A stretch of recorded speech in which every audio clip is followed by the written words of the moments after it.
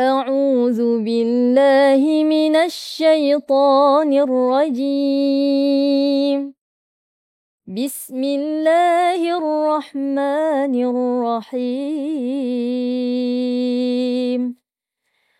تبارك الذي بيده الملك وهو على كل شيء قدير صدق الله العظيم. Assalamualaikum warahmatullahi wabarakatuh. Sidang penonton, hadirin hadirat yang saya kasih sekalian, selamat kembali untuk bersama-sama dengan 30 hari 30 ayat program anjuran pejabat Menteri Besar dan juga rakan-rakan media untuk kita memahami, mendalami ayat-ayat Al-Quran sempena dengan Ramadan Al-Mubarak. Telah lebih seminggu kita menyambut Ramadan, kita melaksanakan ibadah puasa dan kita teruskan pada hari ini dengan surah Al-Mulk. Setelah seminggu lepas kita mendalami, memahami suratul Fatihah yang dianggap sebagai pembukaan kepada Al-Quran. Untuk surah Al-Mulk ni insya-Allah kita akan bersama-sama dengan Habib Ali Zainal Abidin Hamid. Assalamualaikum Ustaz Habib. Assalamualaikum. Yang akan meneliti, memahami dan juga cuba untuk mendalami surah Al-Mulk yang merupakan antara surah-surah amalan yang dilazimi oleh masyarakat kita di Malaysia. Jadi Habib, sebelum kita melihat 3 ayat pertama dalam surah Al-Mulk yang jadi pilihan pada hari ini, mungkin Habib boleh jelaskan sedikit sebanyak apa kandungan dan pemahaman dalam surah Al-Mulk. Kalau kita lihat literalnya, Al-Mulk ini adalah kerajaan. Tetapi apakah pengisian penting dalam surah Al-Mulk? Silakan Habib. Bismillah, alhamdulillah, wassalatu wassalamu ala sayyidina Rasulillah Muhammad bin Abdullah wa ala alihi wa sahbihi wa man walah wa ba'du. Surat Al-Mulk adalah salah satu surat, ada 30 ayat di dalamnya, dan surat ini kandungannya banyak menceritakan tentang isu akidah, menceritakan tentang nikmat Allah, menceritakan tentang keajaiban ciptaan Allah dan hikmah pada ciptaan tersebut untuk kita bertafakkur, dan juga bercerita tentang nasib orang-orang yang ingkar dan nasib orang-orang yang beriman kepada Allah Subhanahu wa taala. Lebih kurang konten surat Al-Mulk menceritakan tentang 4 perkara tersebut.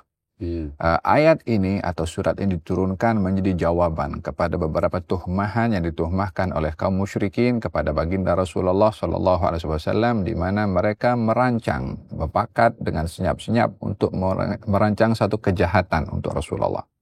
Apa mereka punya rancangan ini diceritakan oleh Allah kepada baginda Rasulullah dalam surat Al-Mulk itu sendiri, sehingga rancangan mereka akhirnya terdedah karena Allah Subhanahu wa taala Maha mengetahui segala perancangan yang dirancang oleh manusia.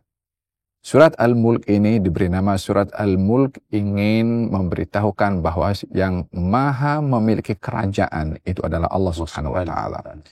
Orang-orang musyrik yang mendakwa diri mereka berkuasa, mereka bergantung dan bersandar kepada kekuasaannya, menyangka dan meyakini kekuatan dan kerajaan mereka boleh berbuat apa saja.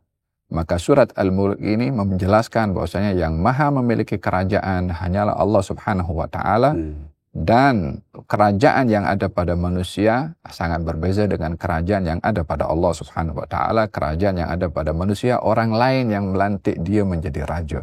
Tapi Allah Subhanahu wa taala adalah yang maha raja dan kerajaannya adalah mutlak. Dalam ayat ini, dalam surat ini menjadi keinginan kepada baginda Rasulullah kepada umatnya untuk menghafal dan membaca selalu surat Al-Mulk ini. Beliau pernah mengatakan, lawaditu, saya ingin surat Al-Mulk ini ada di hati setiap umatku. Kata baginda Rasulullah SAW. Apa sebab? Ada 4 sebab kenapa surat Al-Mulk ini menjadi harapan kepada Nabi untuk umatnya membaca dan menghafal.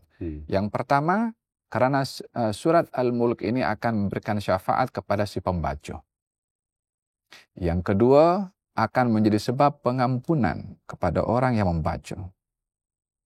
Yang ketiga, akan menjadi penghalang kepada si pembaca daripada azab dan murka Allah Subhanahu wa taala. Yang kelima, akan menjadi peneman kepada orang yang membaca di alam barzakhnya. Demikian dalam beberapa hadis yang disebutkan tentang baginda Rasulullah bersabda, dalam Al-Quran ada 30 ayat bagi mereka yang membaca akan diampunkan dosanya dan akan diberi syafaat oleh 30 ayat ini. Seakan-akan digambarkan di hari kiamat nanti surat Al-Mulk akan menghadap kepada Allah dan akan memberitahukan kepada mereka yang membacanya untuk surat itu dapat memberikan syafaat dan pengampunan kepada orang yang membaca. Dan ia dikatakan dengan surat Al-Mani'ah yang mencegah. Ada satu peristiwa dahulu di mana seorang datang kepada Rasulullah dan mengatakan, "Ya Rasulullah, saya ini dalam musafir dan pasang kemah, dan sepanjang malam saya mendengar ada orang membaca surat Al-Mulk daripada bawah kemah saya." Maka diceritakan kepada Rasulullah hal sedemikian, kata Nabi, "Kamu telah membangun kemah di atas kubur." Diberitahukan bahwasanya surat Al-Mulk hiya al-mani'ah. Surat Al-Mulk itu adalah yang mencegah orang daripada azab kubur. Oleh sebab itu dibaca setiap malam oleh baginda Rasulullah sebelum tidur, membaca surat Al-Mulk. Lebih kurang itu berkenaan dengan ringkasan kandungan surat dan fadilah surat Al-Mulk. Alhamdulillah, Habib. Saya rasa jelas bahawa surah ini ada fungsinya, ada tugasnya untuk mengukuhkan iman. Cerita tentang bagaimana perancangan kufar terhadap Rasulullah. Dan dimulakan dengan tabarakalladzi biyadihil mulku wa huwa ala kulli syai'in qadir. Barakat dengan Tuhan yang maha berkat.